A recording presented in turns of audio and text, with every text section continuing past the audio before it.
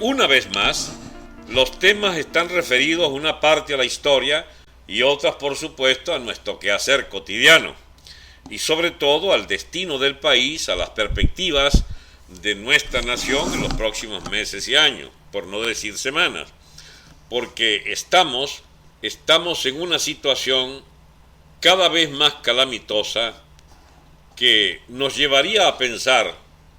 Es que estuve leyendo un comentario allí, no lo entendía, ya lo entendí. Nos llevaría a pensar, decía, que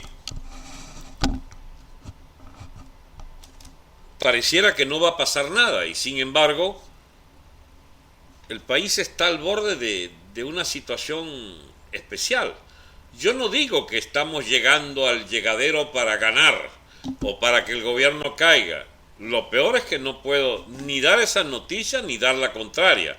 Es una situación de indefinición donde lo que hay que retener, lo que hay que tener como centro de los mensajes es que al fin y al cabo estamos ya embarcados en una vía hacia un precipicio histórico que seguramente nos reserva muchas más desagradables sorpresas de las que mucha gente imagina. Estamos pendientes de un desenlace que no llega, pero no porque no vaya a haberlo podemos desanimarlo, de que va a haber un desenlace. Pero adicionalmente tengo que decirle, no hay que animarse mucho para adelantar ese desenlace, porque el desenlace pudiera ser, mis amigos, bastante, si no trágico, por lo menos que la capacidad de asombro, que ya la perdimos, todavía haga viable a Cusotto que sencillamente nos queden todavía grandes sorpresas por delante. Vanel, estamos hablando de Venezuela, y si usted ni siquiera tiene idea de dónde soy yo ni de dónde estamos, bueno, póngase al día entonces, porque si no se va a fastidiar mucho acá. Bien, yo he tratado de indagarnos digo indagarnos porque quiero asociarme a lo que es unas preocupaciones de mucha gente que me sigue y que seguramente toman las indicaciones que yo doy a veces de lecturas o de referencias ideológicas o históricas como para ir a averiguar estas cosas que planteo, ¿no? Y ojalá tengan por hábito averiguar siempre lo que yo diga para que tomen en cuenta que lo que he afirmado taxativamente corresponde a juicios históricos más o menos sólidos o más o menos establecidos por la mayoría de los historiadores que pudiéramos llamar objetivos, incluso sin poner esta terminología deliberadamente ambigua. Un segundo, que para variar ya empezó esto, echar Roma. Ay, Dios mío.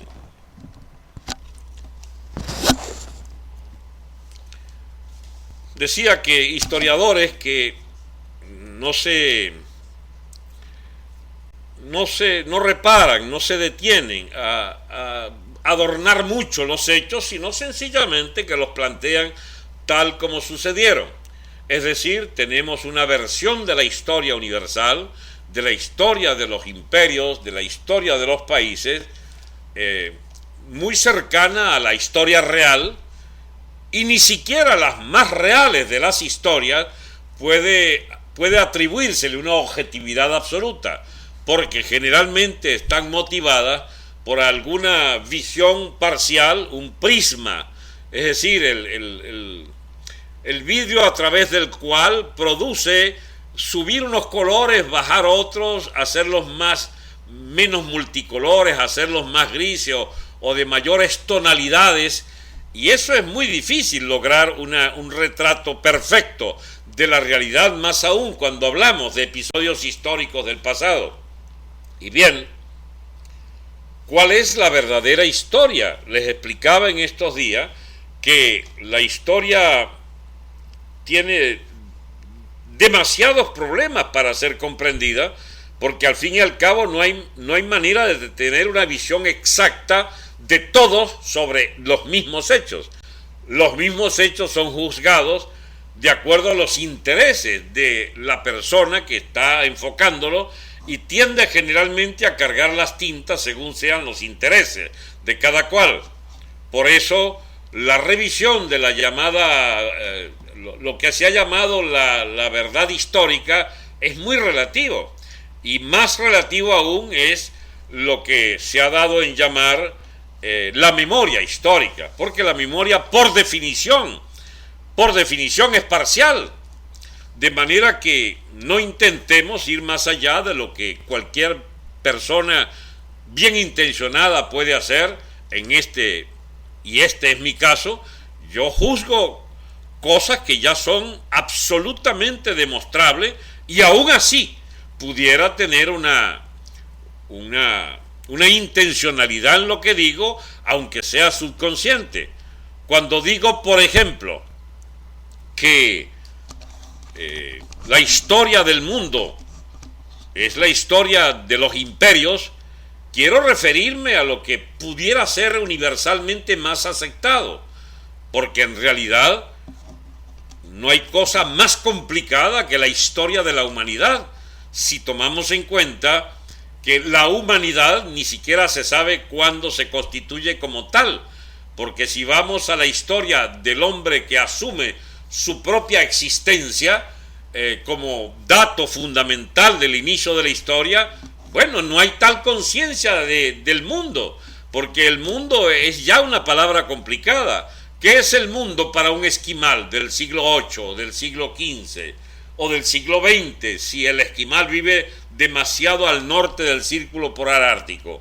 Él no tiene ni siquiera idea que hay tierras calientes, no tiene idea de que hubo lo que llamaron en su momento el descubrimiento de América, porque no fue descubierta, sino que los navegantes españoles se encontraron con lo que creyeron era la India, y Colón se murió sin saber que había descubierto, sin que se había encontrado con un nuevo continente totalmente distinto a las lejanas tierras indias que él había querido topar, o lo que dice otra leyenda, que Colón creyó haberse encontrado el paraíso terrenal.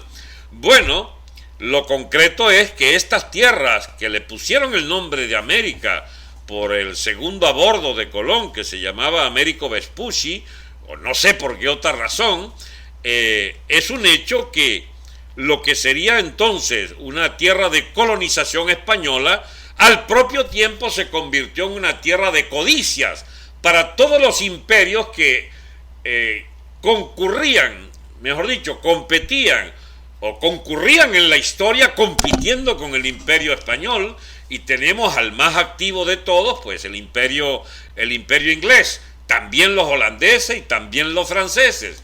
Pero es un hecho que, por ejemplo, la conquista y liquidación de pueblos aborígenes del norte norteamericano, realizada por la colonización compulsiva, sobre todo de los ingleses en Estados Unidos, en lo que es hoy Estados Unidos y Canadá, contrastaba drásticamente con la práctica del imperio español que, digamos, impulsaba el mestizaje, la mezcla racial, cuestión esta que no era aceptada por la visión del protestantismo, digamos, de la reforma protestante, de calvinistas y toda suerte de sectarios que venían de Inglaterra y pululaban entonces en la costa norteamericana, y tratando de, a pesar de que eran comunidades de piadosos, basta saber, por ejemplo, que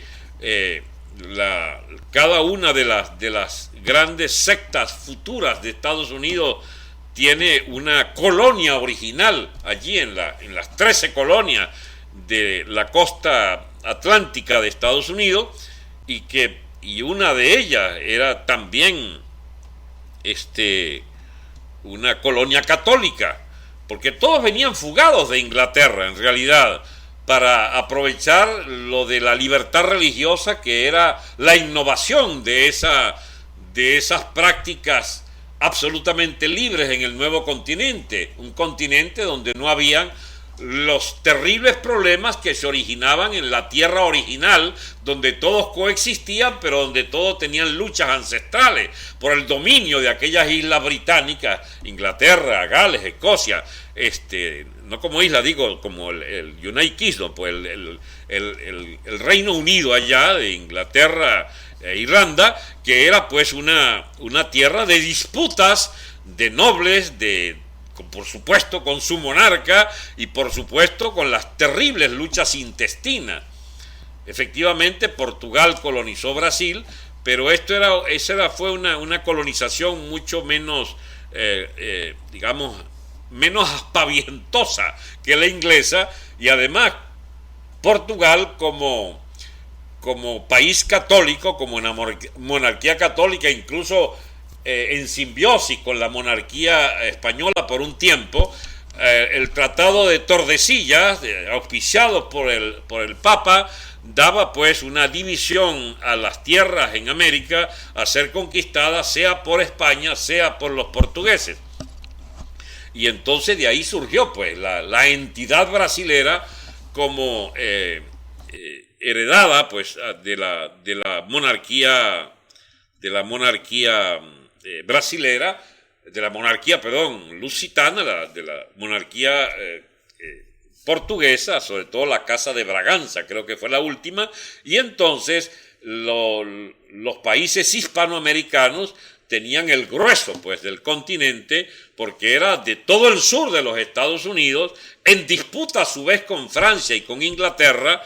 De ahí la novedad, pues, que Florida era española, Nevada era parte de México, igual, ¿cómo se llama? Y creo que Arkansas también, Nuevo México, imagínense el nombre, California y allá incluso hasta Vermont y Washington, allá arriba eran tierras también de colonias españolas. Los rusos venían incluso por Alaska y pugnaban ya por llegar a lo que es hoy Canadá en la zona de Vancouver, pero no llegaron más acá de Alaska, y Estados Unidos terminó comprándole a los rusos. No sé si fue una compra compulsiva como esa que hacían los norteamericanos, o me vendes o te invado, como fue el caso de Luisiana y de Florida, donde Estados Unidos efectivamente compró, pero compró bajo amenaza: o me la vendes o te la robo. Texas, a su vez, que era una zona española, pero como todo México, como todo el virreinato de Nueva España, tenía un problema de población, no era suficiente, sobre todo esas tierras áridas del medio oeste norteamericano, no había pues una gran población en la que se solidificara un asentamiento hispánico suficientemente fuerte como para impedir el empuje de las poblaciones de origen blanco protestante, caucásico protestantes, que venían pues de las colonias iniciales que vinieron de Inglaterra, pues, y que eran los de habla inglesa y de colonización también ligada a factores religiosos, etcétera, o estrictamente a colonización económica, como fue el caso de Texas, y cuando tuvieron un número suficiente para armar una milicia, bueno, se independizaron de México y constituyeron una república efímera que históricamente algún día podrá demostrarse que todo fue una gran patraña por parte de Estados Unidos para quedarse con Texas, porque inmediatamente para defender Texas de la contraofensiva mexicana, y de ahí la historia del Álamo y toda la mitología que se cierne sobre esa tierra, sencillamente se unió como Estado de la Unión a Estados Unidos, y de allí pues hasta hoy siguió siendo territorio de Estados Unidos. Pero ahora es de mayoría mexicana, Texas. Todo el sur de Texas puede llegar a tener hasta el 60 y 70% de población mexicana.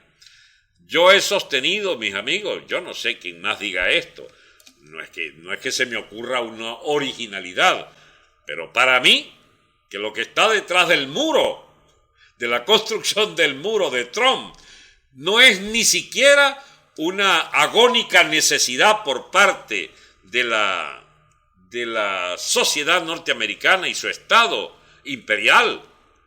Ni siquiera es un interés por controlar que no se le meta tanta basura social de toda América que ilegalmente entra por allí y que le hacen compañía a la gran basura blanca norteamericana, porque eso de creer que la basura viene del sur y es latina y no saber que hay una altísima tasa de criminalidad interna y de toda clase de las peores tradiciones también delincuenciales en los nativos norteamericanos, es suponer, digamos, que bueno, que habría un origen racial o en el genoma humano habría un defectillo del genoma de origen hispano y no así en el de origen blanco. Al fin y al cabo, lo que me interesa destacar es que esa mayoría cada vez más importante que está colonizando el sur y el oeste de Estados Unidos, con California, en el sur de California, ya de habla hispana abiertamente, quizás lo que esconde es una especie de, no de culillo, porque no es un problema de culillo, no, de prevención histórica por parte de Estados Unidos de no dejar que sus estados del sur y del oeste tengan el destino manifiesto inverso al de la proclamada teoría, hipótesis o axioma de colonizadores que tenía desde el presidente Monroe de 1830, 40 por allá, que habló pues del destino de América ligada al destino de Estados Unidos, lo que se llamó el destino manifiesto, América para los americanos. Y bien, ¿y qué tal que la respuesta histórica siglo y medio después o hasta 2 siglos, porque métale 10, 20, 15 años más para encontrarse entonces con un sur y un suroeste de los Estados Unidos con mayoría de habla hispana, más aún de origen mexicano, expoliado desde los mediados del siglo XIX y finales del XX, expoliado México de esas tierras cuando desde la invasión que no pudo resistir el presidente Santana, terminaron de abdicar de la soberanía de esas tierras al norte del Río Grande. ¿Se imaginan ustedes lo que significaría que la población de Texas o de California, el estado más importante de Estados Unidos después de Nueva York, o tan importante o más que Nueva York, pues tiene 40 millones de habitantes y es la 9ª o 10ª economía del mundo, el solo estado de California? ¿Se imaginan ustedes que tenga inmensa mayoría mexicana? Las tentaciones de que son capaces los de mayoría mexicana. Este lío de Trump y los latinos y el muro y allá está tu muro y como dice ya el expresidente Fox, el fucking muro.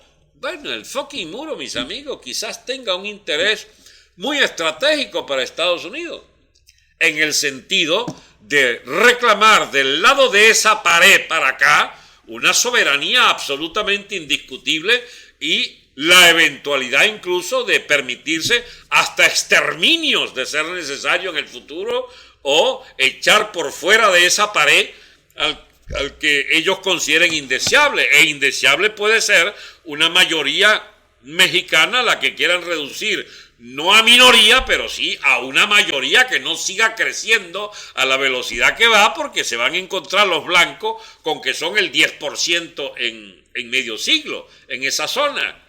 No son fáciles esos temas, ¿sabe? Si usted dirige el Estado norteamericano, si dirige el Estado imperial de Estados Unidos, usted no puede darse el lujo de considerar como de segundo orden los problemas de esos orígenes y de el plasmar sobre el suelo una realidad sociológica que escapa totalmente a la autoridad del Estado norteamericano. Digo esto para los que resuelven esa vaina facilito y los latinos somos, y de los derechos de los latinos. Pues ya va, este país lo perdió México, el sur de los Estados Unidos, allá, lo que colinda con México, Nevada, Arizona, qué sé yo, Nuevo México, la propia California, lo perdió México hace 1 siglo y medio, chicos. Hace 1 siglo y medio. Entonces, ¿de qué estamos hablando? Casi 2 siglos en algunos casos. Estamos hablando es de que el territorio de la Nueva España, es decir, México, el virreinato de México, la Nueva España, virreinato de Nueva España, perdió con los Estados Unidos, antigua colonia británica, pero que se independiza del Imperio Británico desde 1779, es una revolución y es una independencia. Y se hace una guerra contra Inglaterra y la ganan los norteamericanos, para los que no estaban enterados que eso es tan temprano, que es anterior a Venezuela, porque es 15 años antes de la independencia de Hispanoamérica. Más aún, que España ayudaba a los gringos a echarle plomo a los ingleses. ¿Sí? Y el generalísimo Francisco Miranda andaba por estos lares y participó en la batalla de Pensacola como oficial español, ayudando a los norteamericanos, ¿sí?, a echar a los ingleses de esta zona. Miren ustedes, los franceses también anduvieron por aquí, aliados de los norteamericanos, de los yanquis, pues, ¿no? Como se les llamó después. Lafayette, gran líder militar en la independencia americana, mis amigos, era un monárquico del ejército monárquico francés. Y después participa en la Revolución Francesa. Se contagió con la Revolución Norteamericana y allá fue como gran oficial, altísimo oficial del ejército francés, y participó en la primera fase de la Revolución Francesa. Por supuesto, desde la derecha monárquica, el Partido de la Montaña, y emisario del rey, incluso para una matanchina que hubo allí en lo que se llamó Campo de Marte, en París, cuando la monarquía reaccionó contra el pueblo de París. Y bien, aquí me dice Pitipana que hay el County Lafayette en Georgia, el condado Lafayette. Sí, debe ser. Es que en Estados Unidos es venerado el señor Lafayette. Bien, entonces, ¿dónde estamos? En que hay una fricción muy temprana del imperio norteamericano contra el virreinato de la Nueva España, lo que es México, que llegaba todo lo que era el occidente y todo lo que era el sur oeste de los Estados Unidos.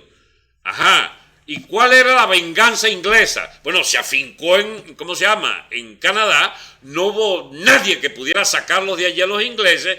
Tan no los pudieron sacar que todavía, no sé si saben, que la soberana de Inglaterra es la soberana de Panamá. Los yanquis aprendieron, no se independice, déjame la reina allí, acúñame la moneda con la figura, hay tratos privilegiados enormes con ustedes, igual que con Australia, Nueva Zelanda y todos los países que sean de lo que se llama la Commonwealth, la mancomunidad británica de naciones, donde la reina Isabel II, hoy por hoy, es soberana de Canadá, pero ustedes tienen sus instituciones propias, su democracia parlamentaria, su gobernador que ustedes, digamos, lo designan por los acuerdos políticos que tengan a bien ustedes tener, sin ni siquiera tomar en cuenta a Inglaterra, pero quédense quietos en primera con eso de ser totalmente independiente, porque Inglaterra prefiere que le den un piajito, que le den un pedacito de lo que es el simbolismo del Estado monárquico inglés a la pérdida absoluta y total, como fue el caso norteamericano. Pero tempranamente, fíjense ustedes, apenas pierden la guerra con los Estados Unidos, aunque conservan Canadá, los ingleses tratan de meterse en América por todas las vías posibles. Pero ¿saben, entre otras cosas, por qué? Bueno, porque Francia invade España y provoca el cataclismo histórico de las dos Españas. La España peninsular, porque las tropas de Napoleón están allí invadiendo, y la España de las colonias, que no. Hay toda una opinión fundamentada de que no podemos hablar del colonialismo español como si fuera el mismo caso del colonialismo inglés o francés, porque esto no era en estricto sentido, nosotros seguiremos hablando del mundo colonial por facilidad de lenguaje, ok, pero en estricto sentido no éramos colonia, éramos parte del reino español. El virreinato de Santa Fe, el virreinato de Nueva Granada, el virreinato de Río de la Plata, el virreinato de Perú, el virreinato de Nueva España, México, éramos parte integrante de España, de la España que nos incluía a los dos, a ambos lados del Atlántico. En México había universidades importantísimas fundadas por españoles antes de fundar incluso universidades en muchas ciudades importantes de España.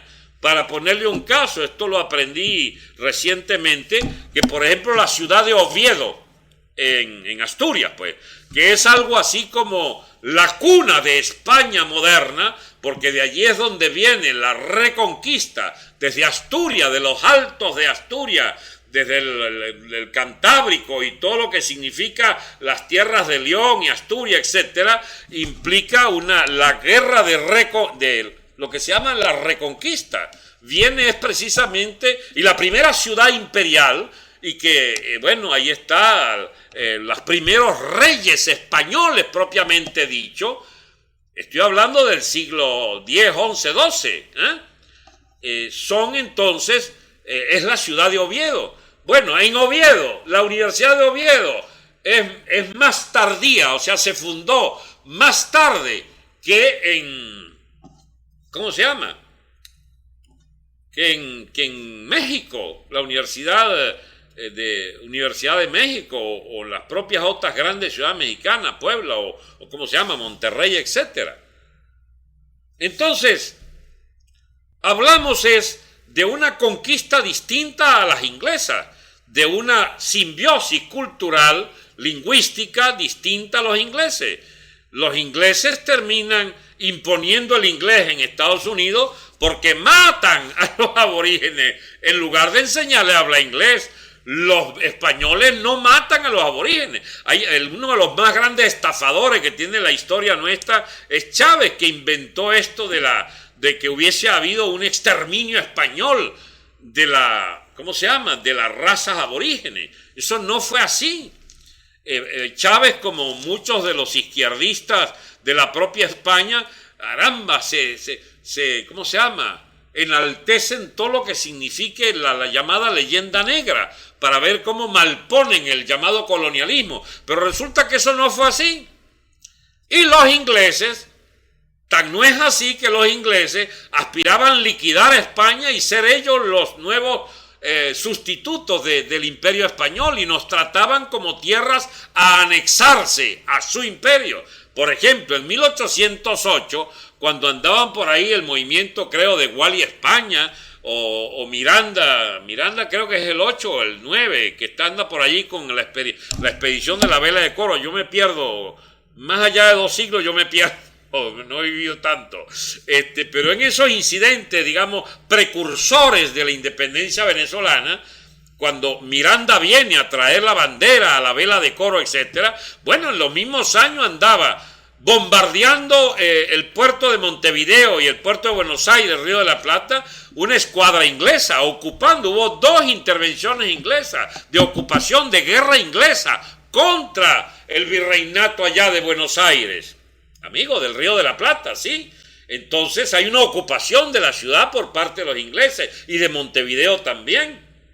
¿Y qué andaban haciendo los ingleses por allá? Bueno, que como los echaba a Estados Unidos, querían entonces cogerse las tierras del sur, y tan querían cogérselas que montaron por acá, allá en, ¿cómo se llama?, en la Falkland, en lo que se llama Malvinas, para los argentinos, montaron sus islas, y la Sandwich del Sur. Los ingleses tenían colonias en todo el mundo. Fue el único imperio real, después del Imperio Romano, que logró llegar o del Imperio Otomano incluso, que también lo hubo, el Imperio Turco, tuvo una extensión territorial, pero impresionante. Los españoles fueron en realidad los segundos grandes territorios por su presencia en todo el continente de América del Sur y de Centroamérica y la mitad de Norteamérica. Pero si usted suma lo que fueron las colonias británicas, bueno, era mucho más territorio. Pero qué curiosidad, ¿por qué el inglés no es una lengua mucho más importante que el español? Por la sencilla razón de que, siendo que está muy pareja, ellos no transmitieron la cultura inglesa a sus colonias. Transmitían a los que eran nativos ingleses o a los que casi forzaban a hablar su lengua, pero era una penetración imperialista distinta. Ellos ponían una factoría en las costas.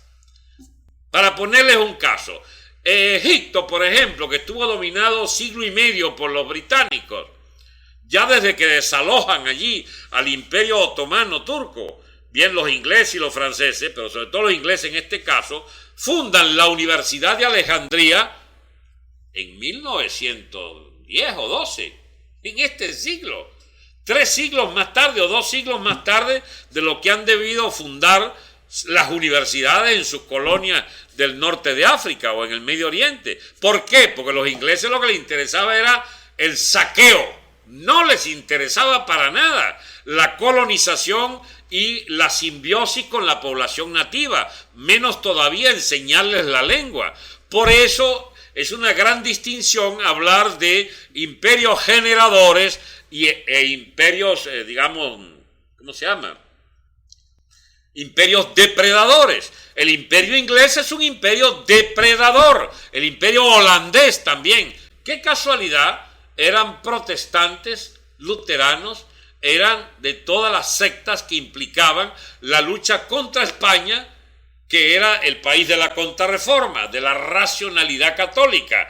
Y en las colonias llevaron sus líos de religión al punto que, bueno, se hicieron estos países distintos, históricamente vistos, a lo que es la mezcla de los católicos con los indígenas, pero la venganza inglesa a largo plazo fue mucho más importante de la que mucha gente se imagina. Los ingleses ayudaron a crear y a hacer prosperar la leyenda negra según la cual España fue una potencia de ruina y de liquidación física de los países colonizados, y ellos la potencia civilizadora. Mire, y eso no fue así. Sencillamente lo que cundió en las colonias inglesas, británicas, pues era el exterminio o la hambruna. Poca gente sabe que la India, bajo dominación británica, hubo 3, 4 grandes hambrunas. Hambruna, estoy hablando de 40, 50 millones de personas muertas de hambre bajo el imperio inglés dominando en la India.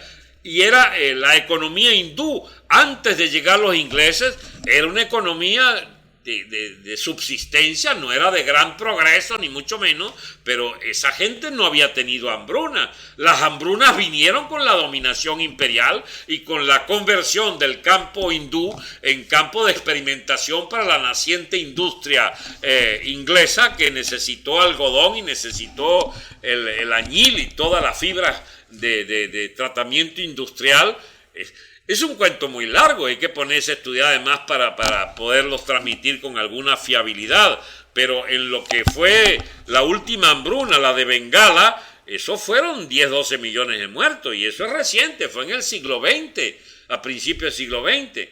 En China, los ingleses fueron y metieron a China en lo que se llamó la guerra del opio. Como no querían comprar el opio, pues forzaron mediante una guerra ¿cómo se llama?, al consumo obligado del opio, del tráfico del opio. Amigo, la historia de Inglaterra es una historia de grandes iniquidades. Y no vengan entonces aquellos cultores de la parcialización de la historia. Sí, pero es que España era ¿cómo se llama?, era totalitaria, católica y fue partidaria de la Inquisición. Pero Dios mío, entonces no saben que en Inglaterra quemaron más gente por motivos religiosos que en la propia Inquisición española. Amigo, ¿usted sabe quién puede hablar así? Quien no tiene el fanatismo de defender ninguna religión, y menos que menos defender los atropellos cometidos a nombre de esas religiones. Si la Inquisición española fue una vulgar represión masiva de atraso completo de la sociedad española, pero ya va. Yo no voy a ponerme ahora a hundir la historia española y su iglesia católica para levantar las sacrosantas, iglesias del papado inglés que lo representa Enrique VIII y su sucesora, la reina Isabel II. No, sencillamente uno constata históricamente lo que pasó, pero es un hecho que el imperio español tuvo un tratamiento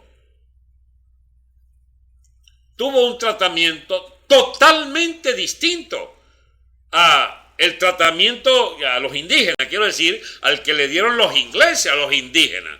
Por eso Chávez es, quiéralo o no, y el imbécil Maduro, unos agentes, pero caramba, de la peor estofa de la vieja leyenda negra antiespañola.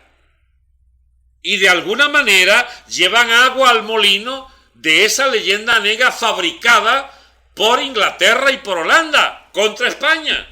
Y por Francia también, que era competidora, aunque católica, pero la Francia competitiva con España también, bueno, le metió guitarra al asunto de la supuesta tropelía, cuando si vamos a la historia del imperio francés, es una historia siniestra en África. Ellos tienen las costumbres también de Inglaterra. La mezcla no va con ellos, no va.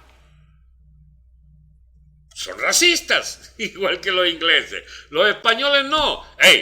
Yo no estoy diciendo que no haya español racista. Los hay inmundos racistas españoles, también. Pero lo que es el signo dominante de cada etapa histórico-social de cada país, bueno, hay que juzgarlo en el conjunto, en la visión de conjunto, no en los particularismos. Y en la particularidad, que es más allá del particularismo, la particularidad de que la colonia española en América era, digamos, civilizatoria, integradora, incorporando mucho menos de la mezquindad colonial típica de los ingleses o de los holandeses, la integración de nuestras sociedades a la sociedad española en términos jurídico-políticos es lo que hizo a América una población mestiza y una población malagradecida del Chávez, porque él viene de una mezcla con blancos. Él no es negrito de origen solo afrodescendiente, como pudiera ser el Aristóbulo. Pero hasta Aristóbulo, que tiene los gustos de blanco, de los yates y de las prendas de oro que le encantan, no es propiamente un cultor de la afrodescendencia. Sobre todo porque las peores iniquidades contra los afrodescendientes, a los cuales tienen pasando hambre pareja, es bajo el gobierno de los afrodescendientes chavistas. Bien, amigos. Esta disquisición histórica es una vez más para volver sobre el tema de los imperios, que son los que hacen la historia y la deforman también. La historia de la leyenda negra contra España es un hecho. Y es una historia comprada por los izquierdistas españoles, ¿qué les parece? Y los separatismos de la península.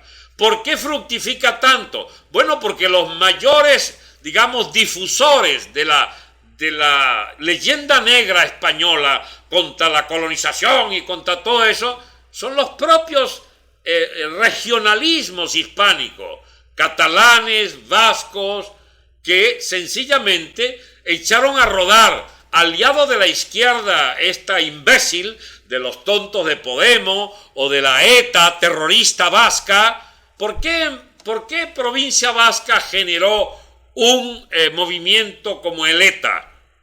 Bueno, porque son nacionalistas de una raza y de una nación que es refractaria del resto de la península española. Si ellos no quisieron integrarse nunca, y la única manera como aceptaron ser parte de España es quedándose con una vaina que ocurrió en Francia, en España hace 2-3 siglos, que eran los foros, los foros no, los fueros. Los fueros, es decir, los privilegios de la etnia, vasca, le daban unos derechos a no pagar impuesto a Madrid o no pagar impuesto al Estado español. Y ahí se afincaron de que ellos quieren mantener sus fueros vascos, ¿no? Y los catalanes quieren sus fueros vascos. Ellos les gusta mucho vivir del resto de España, pero que España no les cobre.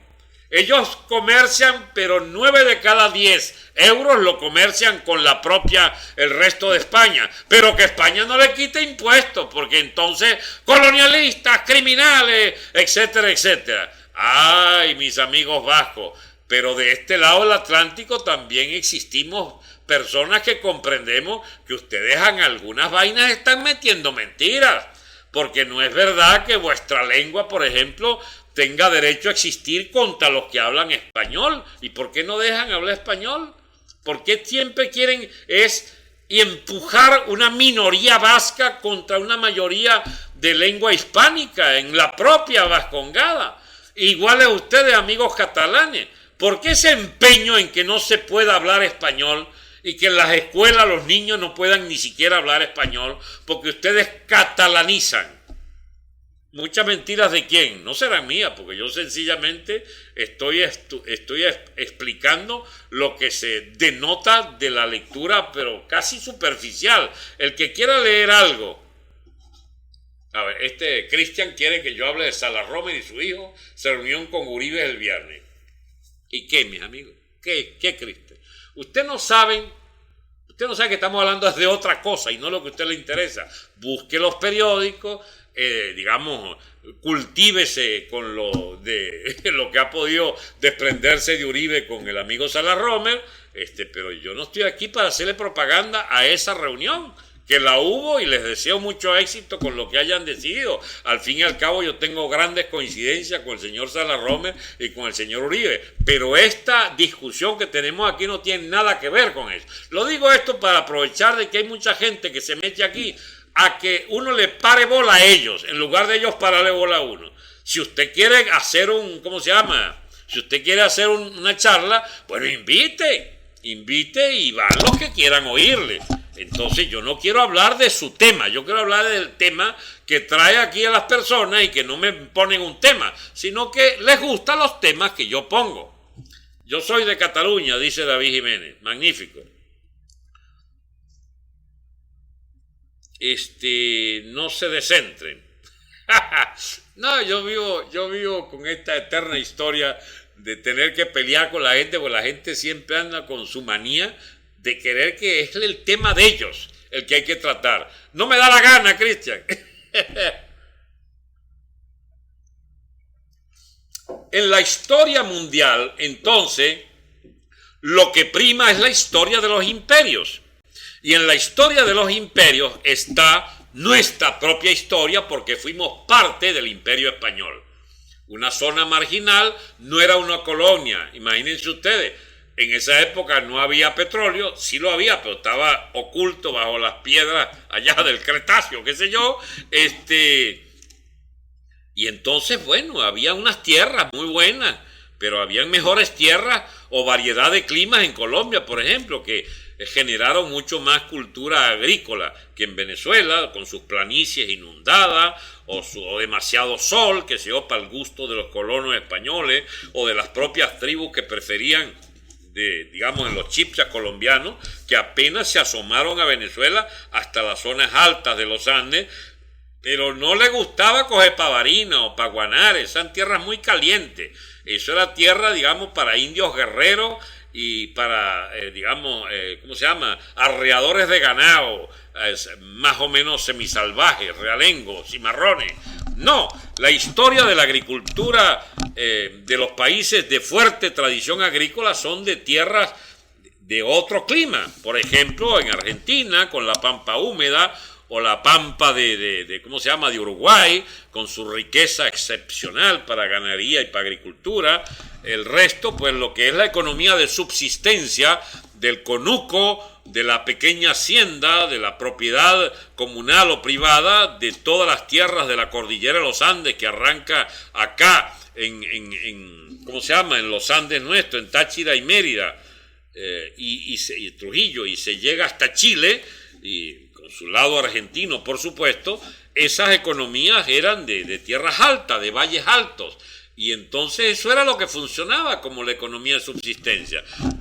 Para España entonces Venezuela era una tierra de minas escasas, porque a su vez no habían facilidades enormes para la exploración y para la explotación minera. No había el concepto de minas de cielo abierto, que con máquinas infernales arrastran allí toneladas y toneladas de alimento, ¿cómo se llama? De tierra para poder sacar kilos de oro o kilos de cualquier cosa.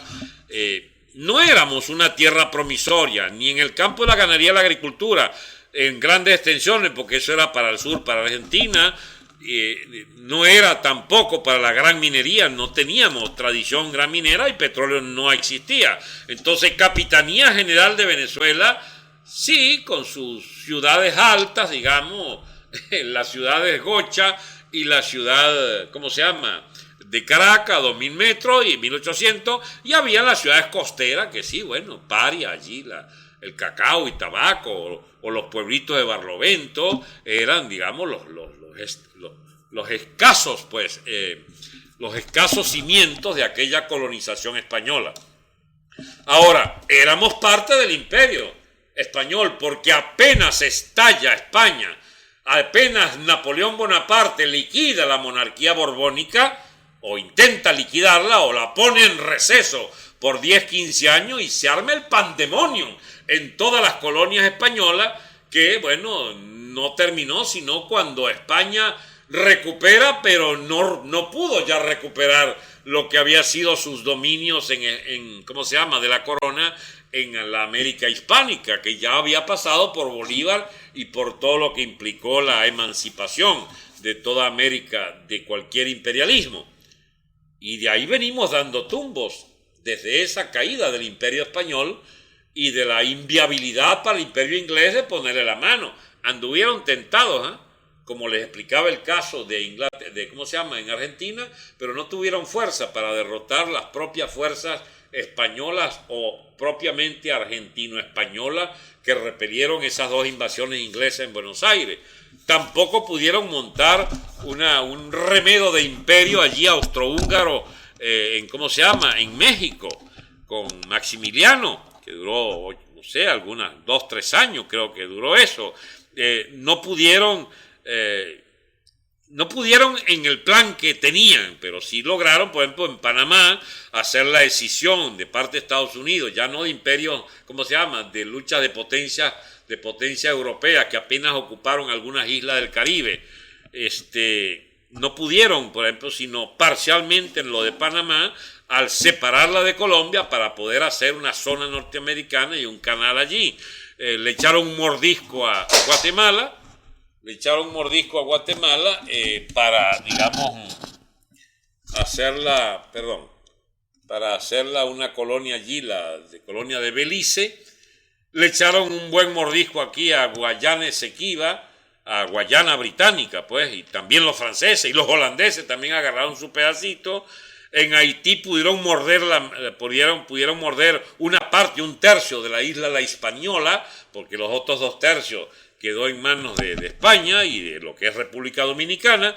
Es decir, la historia de los imperios es la historia de entredevorarse entre ellos. Por eso, toda zona del mundo que sea una frontera de imperio es una frontera de conflictos. Es una frontera conflictiva y es una frontera de pleitos y de guerra. El Caribe fue una frontera de imperios. Allí usted ve entonces, ¿cómo se llama?, islas francesas, islas británicas, inglesas, pues islas francesas, islas inglesas, islas holandesas, intento de Estados Unidos también de tener la suya, desalojo de España de la propia Cuba, Puerto Rico, por parte de Estados Unidos. Entonces Inglaterra con su plan allí de, ¿cómo se llama?, de las islas de Guayana Esequiba, Holanda con su Bonaire, Curazao, etcétera, Inglaterra con su Trinidad también. O sea, hay todo un posicionamiento donde, bueno, quedaron plasmadas en sus idiomas locales y en el tipo de población. Por ejemplo, en Trinidad usted tiene dos grandes poblaciones, o tres grandes, una mínima, blanca, británica, y una masa de hindúes, pakistaníes, de raza hindi, o de raza hindú, no sé cómo se llaman ellos, y otros de raza negra, son las masas de esclavos que vinieron a los cañaverales de Trinidad. Entonces, en Guyana es igual, en la costa pacífica de América Central, por ejemplo, quizás no sepa alguno que en lo que se llama la Mosquitía, la playa de Mosquitos, etcétera, en Nicaragua, hay un puerto que se llama Bluefield. Bluefield es una población negra de habla inglesa. Y en Panamá hay no sé cuál pueblo, si Colón u otro, no sé, que hablan inglés. Y en Costa Rica hay también habla inglesa en sus costas. Son dialectos negros o propiamente papiamento, lo que llaman papiamento, que son mezclas pues de inglés con portugués, con holandés, qué sé yo. Entonces, esta frontera de imperio que era el Mar Caribe, hay un libro que yo leí, no sé, hace 40 años será, De Colón a Fidel Castro, del profesor Juan Bosch, un dominicano. Yo no he visto libro más documentado que el de Juan Bosch, que era un estudioso, era un político, se hizo anti-yanqui, los yanquis no lo aguantaron de presidente y lo tumbaron, era muy amigo de los adecos, después se hizo muy amigo de Fidel para tratar de aguantar la mecha y cuando se hizo amigo de Fidel lo sacaron del juego. Juan Bosch era efectivamente, Juan Bosch, así es, así se escribe, amigo Víctor. Yo nunca más volví a ver ese libro. Alguien me lo agarró, ya que lo peor que es prestar libros. Bueno, De Colón a Fidel Castro. Ahí aprendí yo cosas excepcionales sobre la historia del Caribe y de la propia historia dominicana en particular. Pues bien, de toda América Latina hay innumerables temas que van a surgir una y otra vez. Por ejemplo, esta bendita historia del indigenismo. ¿De dónde creen ustedes que viene impulsar la cultura indigenista? ¿Cuál puede ser la ventaja de que a un indio maquiritare o motilón, digamos, le traten de conservar su cultura y lo dejen en su cultura motilona o su cultura, ¿cómo se llama?, allá de los pemones, etcétera? ¿Cuál puede ser ese interés? Esa es una cuestión interesante para debatirla, porque yo puedo estar hablando la tontería de creer que pudiéramos los civilizados llevarle algo positivo a estas tribus, pero lo que está bien, puedo renunciar a querer llevarle nuestra cultura, pero la que le han llevado, por ejemplo, a las llamadas nuevas tribus de que hablan inglés, le aprenden inglés y les enseñan a que el presidente de esa tribu es el presidente de los Estados Unidos. Hay muchas sectas de estas. Yo no me atrevo ni siquiera a mencionarlas por su nomenclatura protestante, digamos, genérica, porque pudiera estar ofendiendo a alguna gente de muy buena fe que adscribe pues a esas sectas refractarias al catolicismo. Pero es que hubo también un indigenismo propiciado por la Iglesia Católica, porque no hay que olvidar que el indigenismo cultivado por los curas de la Iglesia Católica Española, ¿saben ustedes cuál era su destino, su origen y destino? El que querían ser ellos los intermediarios de la población, y los curas no le enseñaban le enseñaban cristianismo a muchas tribus usando el latín para el rito y ellos aprendiendo la lengua indígena y no el español. Y tiene usted fenómenos como, por ejemplo, las grandes misiones en tierras paraguayas donde hicieron bellezas extraordinarias de la vida en comunidad guaraní. Pero no eran españoles, eran españoles jesuitas que cultivaban, digamos, el aprendizaje para los jesuitas del idioma guaraní. Incluso hacían toda clase de ensayos de simbiosis cultural de ellos como católicos, pero no con la cultura española. ¿Y dónde creen ustedes que viene eso? Viene, mi amigo, de un roce que hubo por siglos entre la iglesia y la corona, entre el altar y el trono. Hay historias tan, digamos, rarísimas en esta historia de la colonización española en América, que usted tiene en México, por ejemplo, un tal Fray Servando, que está por allí en la época de la independencia, con un cuento de que la iglesia tenía que enseñarle a la población mixteca, a la población azteca inicial de México, que era un imperio, no sé si lo sabían, pero era una tribu que comía gente, que eran antropófagos, pues, que practicaban los sacrificios humanos y que vivían en guerra permanente de saqueo y de matanzas. Hay una película muy, muy mal reputada, pero carajo, qué genial esa pintura que hacen de la barbarie, por ejemplo, entre los mayas. Acusaron a Mel Gibson de todo. Creo que se llama, no sé, Apocalipsis, puede ser, algo así se llama esa película. Que es sobre la historia, la de Mel Gibson, ¿cómo se llama, Víctor? Es una película sobre los mayas, digamos, donde, bueno, están los sacrificios humanos. Sacrificios humanos, o sea, entonces, Apocalipsis, exacto. Entonces, ¿qué quieren ustedes? ¿Que uno defienda la cultura maya sin explicar hoy todavía a la descendencia de Guatemala que es una bendición que hayan tenido la colonización española, Dios mío? Porque de haberse mantenido la cultura bárbara que relata Mel Gibson en el Apocalipsis es una cosa, Dios mío, para agarrarse la cabeza, la brutalidad de esas tribus originarias. Esas son las tribus que hay que defender. Pero yo les decía lo de pemones, etc. De manera que usted enseña a un niño pemón con unos rudimentos de una lengua pemona a escribir y a pensar en pemón.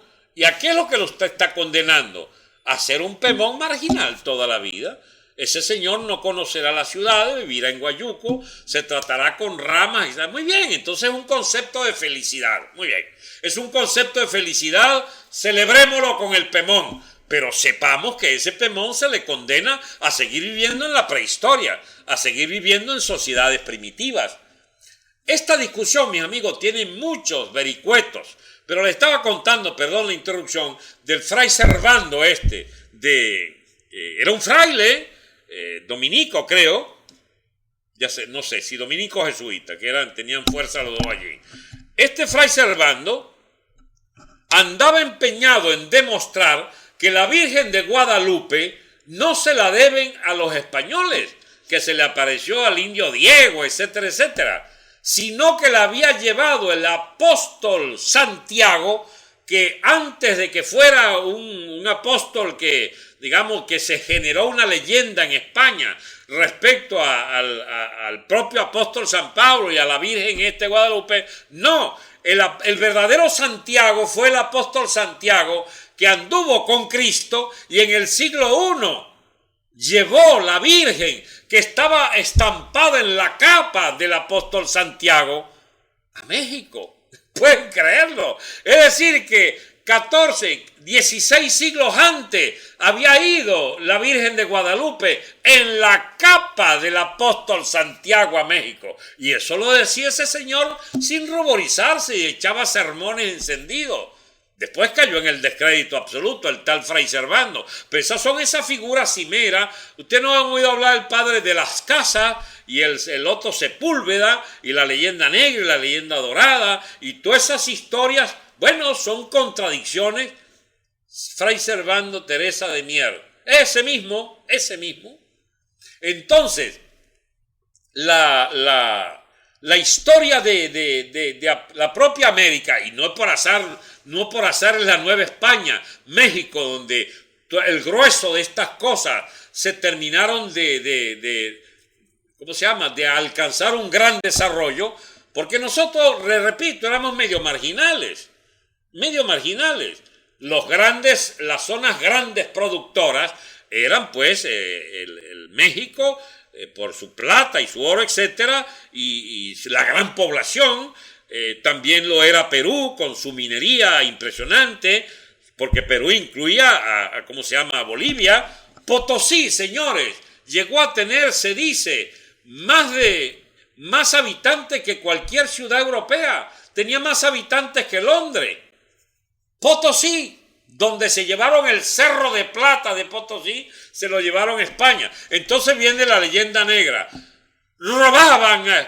Ya va, pero es que eso no era solo de robo para la corona. La mitad se lo robaba Inglaterra, que, ¿cómo se llama?, que esperaba las flotas españolas de este lado del Istmo de Panamá, y los robaban. Se dice que el empuje inicial del Imperio inglés viene del saqueo de la flota española, cargada de minerales, de piedras preciosas, etcétera, de Perú. Entonces, y Bolivia, que la bautizan así en honor a Bolívar, en realidad era el Alto Perú.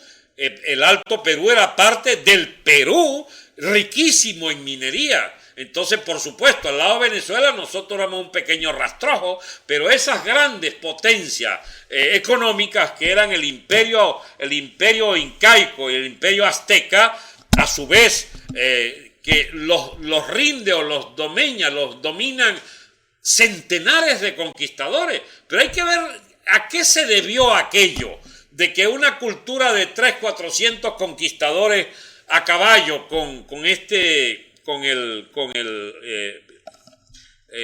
Cortés originase, digamos, un cambio de tipo histórico en la colonización y en el surgimiento de una nueva entidad histórica como es la Nueva España en esas tierras mexicanas. Bueno, porque venía de una superioridad impresionante de la cultura hispánica respecto a las culturas primitivas antropófagos, sí, de México, que se comían a los otros, de las otras tribus. Ahí está la famosa, leyenda sobre la Malinche. Esa pobre Malinche, Dios mío, la han desacreditado. Pero resulta que hay a su vez toda clase de leyendas sobre Montezuma y sobre si de verdad no hubo más que una rendición, un pacto, y terminó Cortés siendo la representación. Porque hay toda una mitología en torno a Cortés, ¿no? Caníbales, así era. Pero no es con B grande, Caníbales, creo que era con B, Caníbales. Chicos, no me acuerdo si era Caníbales con B grande. Bueno, en todo caso, de lo que quería hablarles, y ya les he hablado bastante, es que en esta lucha de imperios que nunca ha cesado, mis amigos, estamos todavía en presencia de las luchas de imperios. ¿Quieren ustedes una manifestación todavía cercana históricamente de lo que es la lucha de imperios?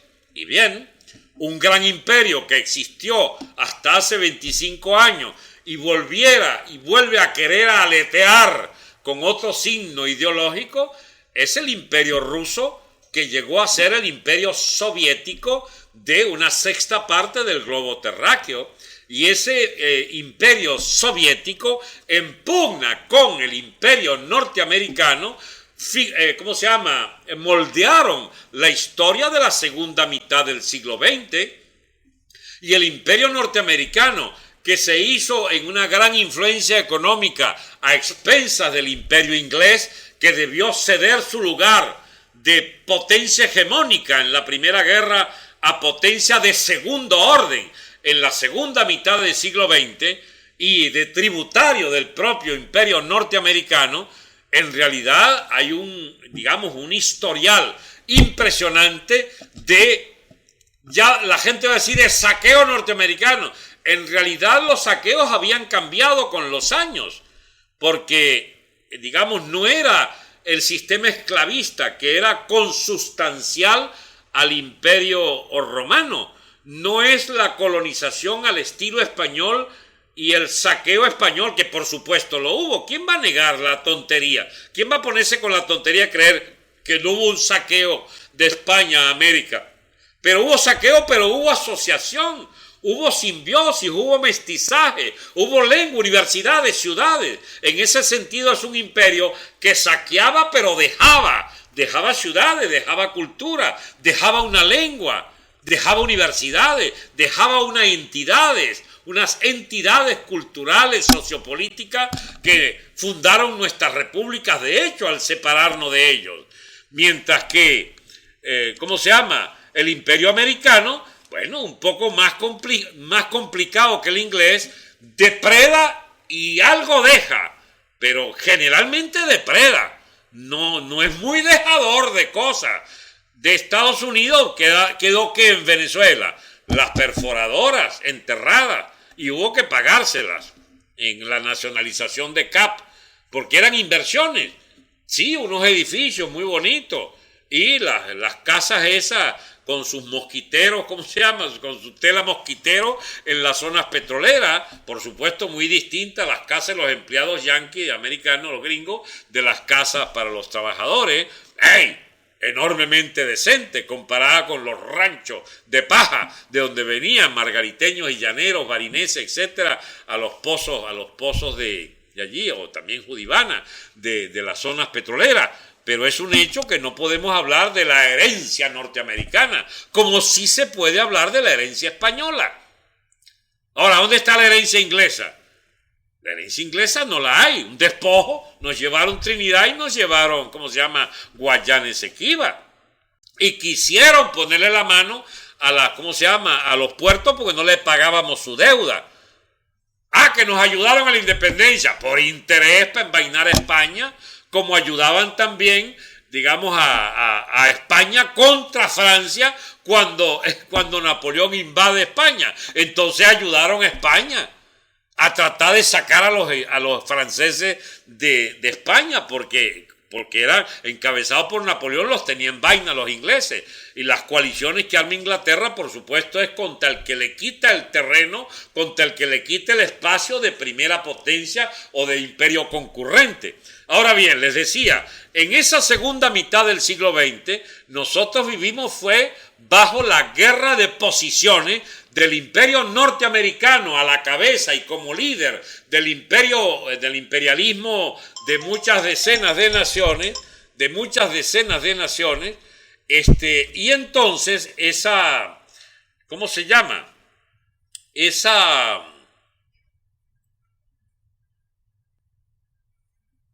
me perdió el hilo la llamada de un amigo llamado Jesús o su esposa. La Guerra Fría del Imperio Norteamericano con el Imperio Soviético, eso arrastró y disciplinó al mundo entero. Disciplinó en el sentido de ¿con quién estás tú, compañero? ¿Estás a favor de los yanquis o estás a favor de los rusos? Y los rusos se hicieron del control de Europa Oriental, heredando su dominio del Ejército Rojo que llega hasta Berlín.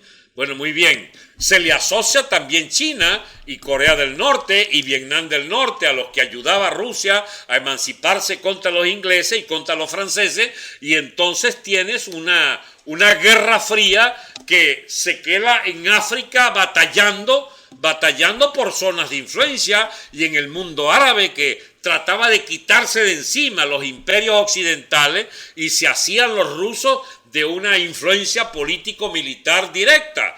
El señor, por ejemplo, para escoger uno de los 8 o 10 casos que hay allí, el señor Gamal Abdel Nasser de Egipto da un golpe de Estado contra el rey Farouk, que era... ¿Farouk? Sí, el rey Farouk, que era un agente inglés, era una monarquía absolutamente enfeudada al imperio inglés, y el rey Farouk es depuesto por un ala del ejército nacionalista de Nasser, y montan la República Árabe Unida, el Egipto actual. No son musulmanistas o no son, integristas, partidarios de Guerra Santa, ni nada de esa vaina. Según el modelo del Ataturk, que había fundado la República Turca, los nacionalistas militares de Egipto rápidamente se entienden con nacionalistas militares de Siria y de Irak, que fundan los llamados partidos Baas. Los partidos Baas nacionalistas eran laicos, no integristas, no partidarios de guerras santas, ni nada por el estilo, ni de yihad islámica, pero sí tenían en común la cercanía con la Unión Soviética, que imperios diferentes a los imperios occidentales, en lugar de saquear, dejaba. Esto solo puede decirlo a alguien, mis amigos, que fue antiestalinista toda la vida, ¿entienden? Pero que no puedo falsear la historia. Rusia dejó en Egipto, la Unión Soviética dejó en Egipto la empresa de Asuán, la represa de Asuán y la electrificación de Egipto. Dejó el control de las inundaciones por la vía del control de esas represas allá en el Alto Nilo. Dejó, digamos, Rusia una impronta de fortaleza militar relativa del propio Egipto que, bueno, estimó conveniente defenderse de Israel. Para desgracia de Israel, ese armamento mató soldados suyos y sirvió en aquella coalición del año 48, todavía no estaba a nacer, del año, 67, en la Guerra de los 6 días, digamos, ese armamento ruso sirvió para tratar de hacer desaparecer a Israel, donde hubo la coalición de los países árabes para borrar a Israel del mapa y no pudieron. Pero bien, esos beneficios que en términos ya modernos de la Unión Soviética significaban fábricas, significaba armamento para configurar repúblicas realmente, no puede decirse totalmente soberanas, pero es un hecho que no eran agentes ingleses, tampoco lo eran agentes rusos, eran sencillamente repúblicas árabes donde imperaba la posición laica del estatismo prosocialista de esos regímenes, del Baas de Irak, del Baas sirio, del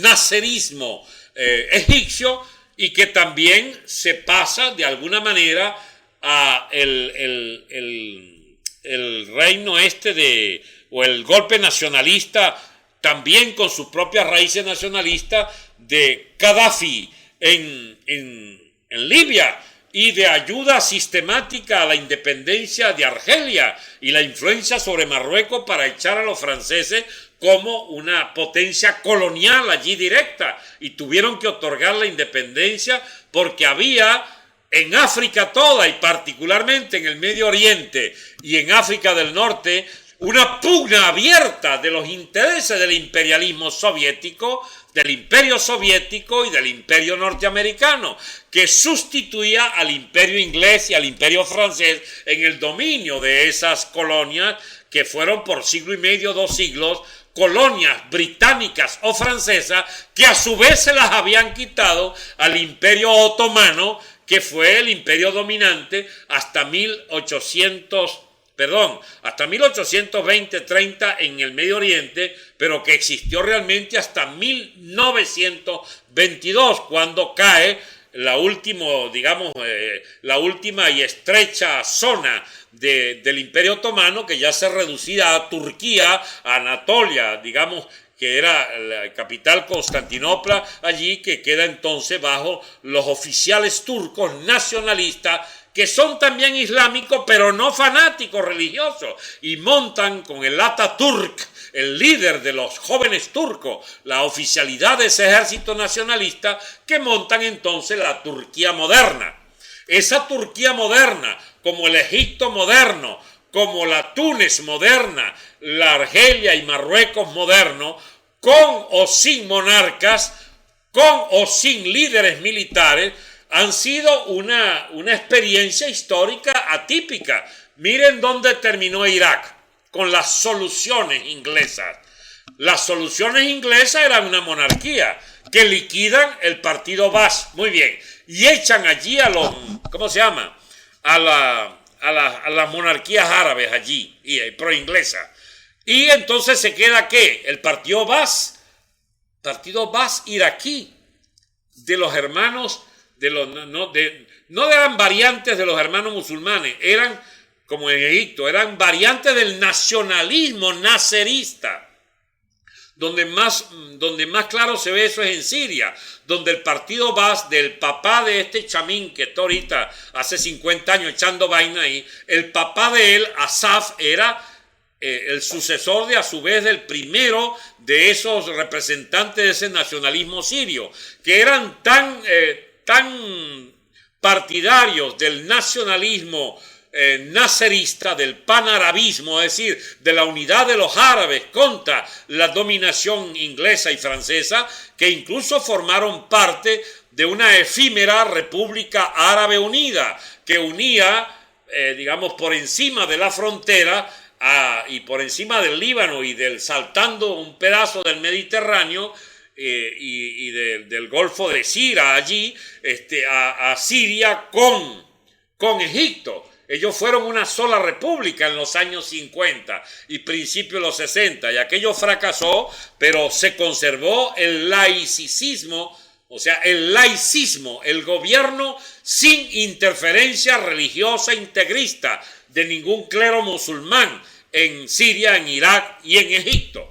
También en Túnez y en Argelia, etc. Eran gobiernos izquierdosos del nacionalismo árabe, aliados de la URSS, aliados del socialismo soviético, aliados en la Guerra Fría del campo oriental contra el campo occidental.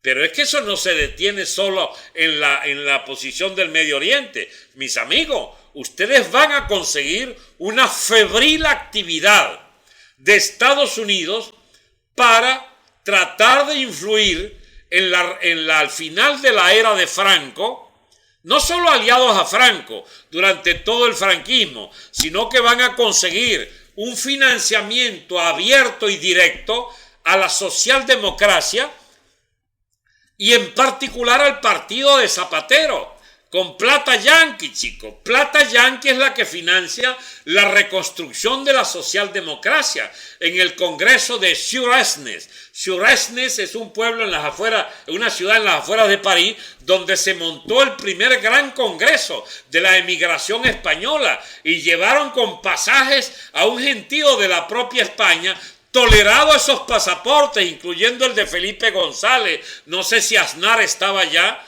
No, Aznar es del Partido Popular. Digo, era además medio franquista, carajito. El Partido Socialista de Guerra, quería decir, de Alfonso Guerra, ¿cómo se llama? Felipe González. Zapatero estaba muy chamín. Pero ese congreso de Suresnes, bajo después el gobierno de Mitterrand, que es el que agencia pues todo este acuerdo con los norteamericanos para que influenciara la socialdemocracia europea en todos los años 50, 60 y 70 para evitar que el Partido Comunista tomara, digamos, el control de las luchas de clase en esos países y pusiera la impronta del estalinismo prosoviético.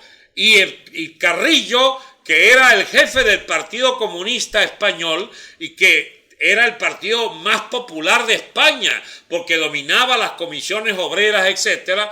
Bueno, la CIA financió fuertemente a los socialdemócratas del Partido Socialista, de la llamada Internacional Socialista, para que ganara terreno contra comisiones obreras y contra la influencia del partido de Carrillo. Después Carrillo a su vez se separó de Moscú y montó aquella corriente del llamado eurocomunismo, pero que fue un asesino Carrillo, por supuesto, era un bárbaro el Carrillo pero era el heredero natural de la izquierda antifranquista. Y bueno, Franco se las ingenió para ir tolerando poco a poco los sindicatos de comisiones obreras comunistas. Sí, pero sobre todo les gustaba mucho el Partido Socialista Obrero Español del señor Felipe González. Y Zapatero, por supuesto que Zapatero es un agente pro-yanqui. No estoy hablando de un tipo pagado por la CIA, pero sí financiado su partido por fundaciones norteamericanas que generan, digamos, la propuesta de la socialdemocracia enemiga del totalitarismo soviético en los años 60, 70, 80 y ahora, bueno, partidario del fundamentalismo democrático europeo. Amigos, aquí no hay inocentes, ¿saben? No hay inocentes. El que no fue financiado por los yanquis era financiado por los rusos o por la socialdemocracia. Por ejemplo, Copey en Venezuela. La socialdemocracia alemana, que es la derecha de Alemania, un partido muy rico, muy poderoso, que ha dirigido la política alemana desde la Segunda Guerra hasta hoy. La socialdemocracia fundada por Adenauer y que hoy dirige la señora esta Merkel, con los interregnos pues de los partidos socialdemócratas de la época de Willy Brandt o del señor Schmidt, ¿entiende? Eran partidos socialdemócratas, pero del sistema pro-occidental y pro-yanqui alemán. Bueno, el social cristianismo alemán, que tiene su bastión fundamental en Baviera, donde es la cuna pues del social cristianismo bávaro y alemán en su conjunto, y que es un estado federal, la Confederación Demócrata Cristiana para toda la Alemania, la dirige esta señora Merkel. No sé si es de Múnich, es decir, si es de Baviera o es de otra zona, pero en todo caso es la democracia cristiana. Y bien, esa democracia cristiana, mire, ha pichado durante 40 años la platita para Copey y para el mamotreto este que tiene armado allí el tigre, el IFEDEC, que es hereditario, porque eso lo va a heredar el hijo del tigre, financiado por los alemanes. ¿Y qué más? Bueno, Primero Justicia, financiado por el PP español y también por la democracia cristiana, porque esos son así como copellanos arrepentidos, y que ¿cómo se llama? Y que, bueno, son asistidos, pues. El caso de Leopoldito es un infiel. Es un infiel. No está ligado pues a la gente de Primero Justicia, al PP. Él prefirió meterse en la socialdemocracia de Zapatero, en la internacional socialista. Bueno, mis amigos, les participo que los yanquis y algunos gobiernos europeos deben estar efectivamente detrás del financiamiento de todo lo que ha hecho el leopoldismo, vanguardia, ¿cómo se llama? Vanguardia popular, ¿cómo es la cosa? El partido de Leopoldo, chicos, para hacerse entonces de un espacio en la opinión pública.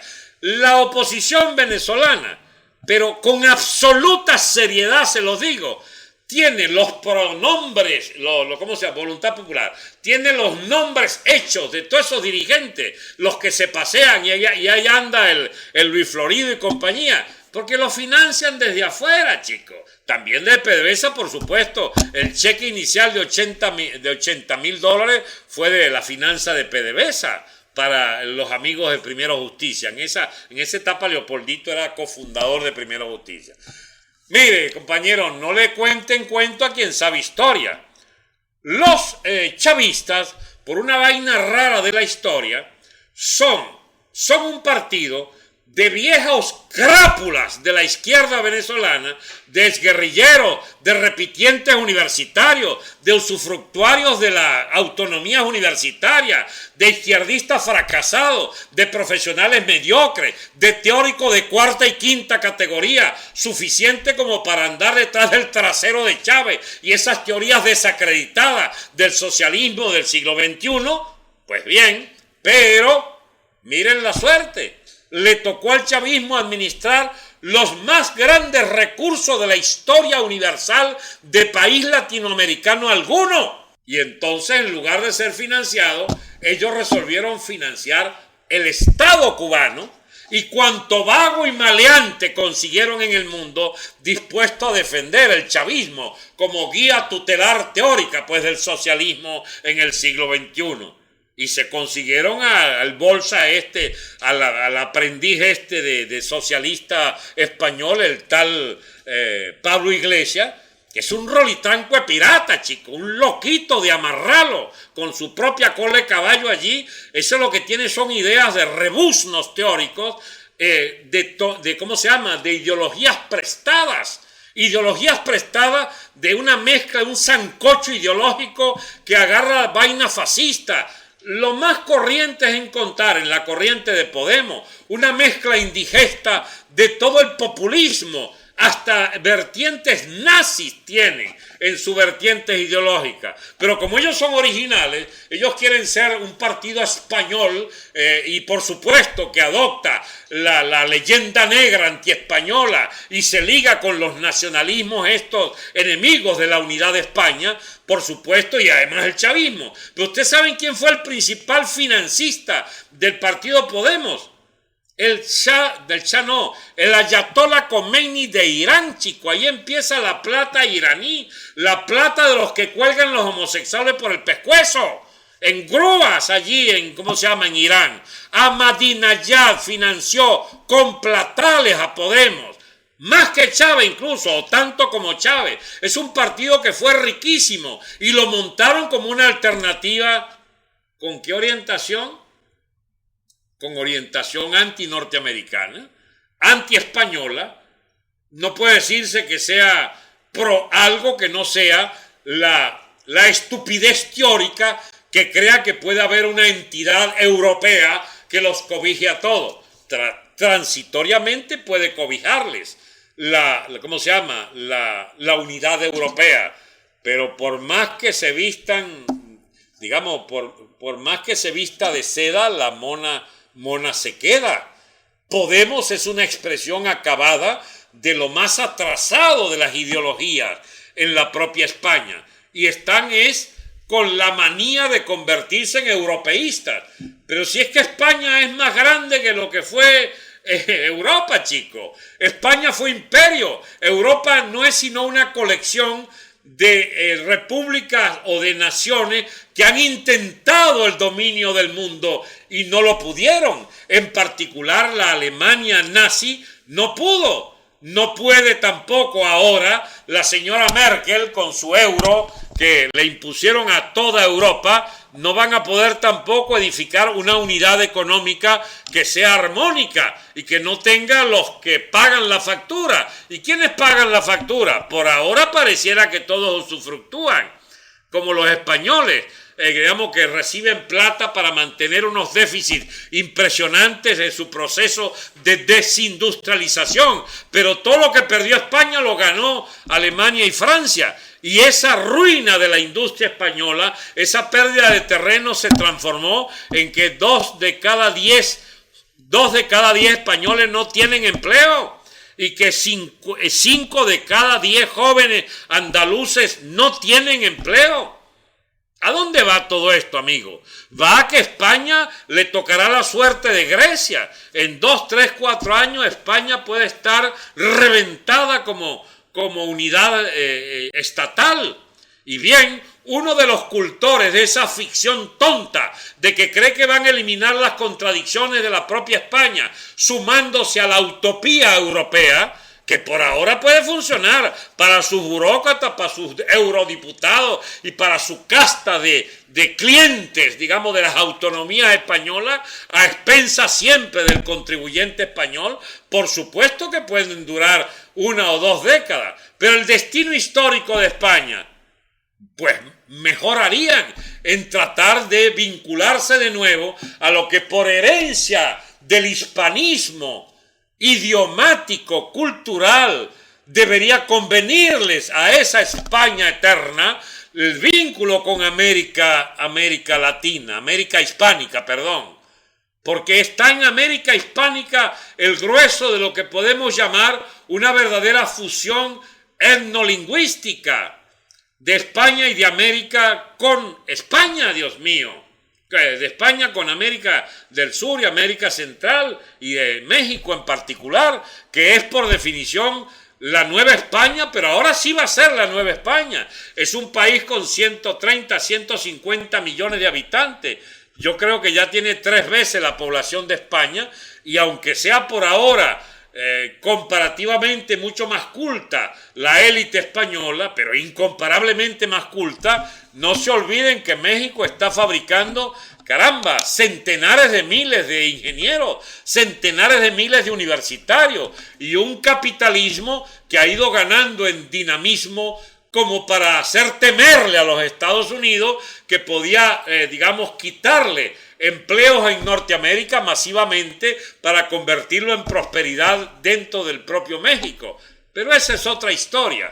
Yo me conformaría con dejar establecido ahora que nosotros tenemos interés en seguir de cerca las discusiones que tienen que ver con el futuro de México, con el futuro de España, porque son nuestros socios naturales desde el punto de vista cultural e idiomático y, ¿por qué no?, desde el punto de vista económico. Eso sin caer en la estupidez de pretender que necesitamos ser antinorteamericanos o algo así por el estilo. Así como Reagan, los Clinton, el propio Bush entendió que estaba en interés de la economía de Estados Unidos hacer una asociación con México en el mercado común norteamericano. Solo el idiota Chávez se le ocurrió imponernos que no podíamos estar en esa apertura comercial norteamericana. Tuviéramos un dinamismo económico impresionante. Y esto lo digo porque en el futuro económico de Venezuela está presente la vocación de entendernos con México y de entendernos con Estados Unidos. ¿O es que ustedes creen que ya había Pemex y ya había industrias norteamericanas norteamericana y mexicana y española en nuestro último tramo de democracia? Estamos dando los primeros pininos con aquella apertura petrolera, etcétera, para ser parte de un nuevo reparto de la economía mundial, donde nosotros podíamos perfectamente escoger socios que nos permitieran una dinámica mayor de nuestro comercio y de nuestro desarrollo cultural a partir de la entidad común de idiomática con España y ahora con Florida, donde está buena parte de nuestro destino nacional. Mis amigos, nosotros somos hijos del mundo y tendremos que responder por una cultura que deberá asumir a Florida, al estado de Florida, así como los mexicanos asumen California o Texas como parte lógica de su espacio económico, como su parte, natural de proyección de su propia clase media, pero no para que se lleven todos los reales para Florida, sino para traer de Florida la reinversión de capitales venezolanos, tecnología de Florida, que es tecnología americana. Estoy hablando de facilidades del capitalismo norteamericano por la vía de la entidad de Florida, en la que vamos a tener seguramente una gran influencia demográfica incluso en las próximas 1 o 2 décadas. Amigos, son muchos los temas de lo que hay que hablar.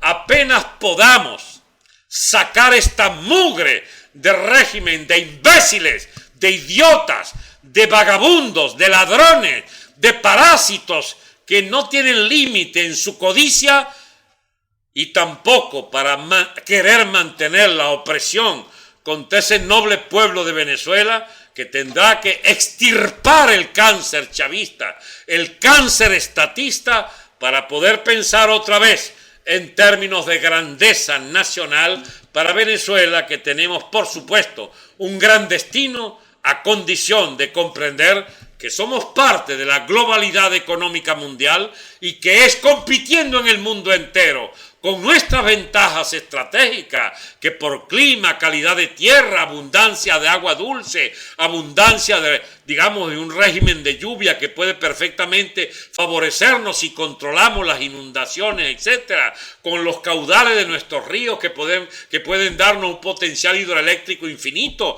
con la potencialidad de ser el país primeras reservas mundiales de crudo y su futura, explotación, no tanto como combustible que quemamos, sino como residuos sólidos de innumerables metales raros que podemos entresacar de esa franja bituminosa, de esa franja, ya no solo de bitúmenes, sino de petróleo extrapesado, que son los que más abundan en nuestra faja del Orinoco. Amigos, además de nuestra potencia gasífera, tenemos por delante un mundo extraordinario de bienestar para nuestra nación, a condición de que el primer paso sea extirpar esta mugre roja que ha definitivamente llegado para hacer perder a Venezuela 20 o 30 años de su futuro que era luminoso, a condición de salir de la cuarta, pero no para caer en una vaina peor,